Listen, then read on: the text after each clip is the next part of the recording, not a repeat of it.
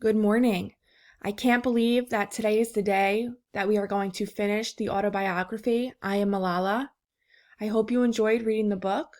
There will be some end of book activities that will complete within the next week or so. I do not have any vocabulary words that I'd like to preview with you for chapter 35, but I do have a few for the epilogue, which is called One Girl Among Many.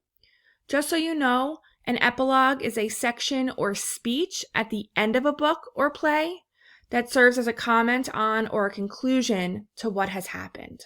So we read all about Malala's life in the story, and now the epilogue will kind of conclude what has happened. Okay, the first word that I'd like to talk to you about is the word solemn.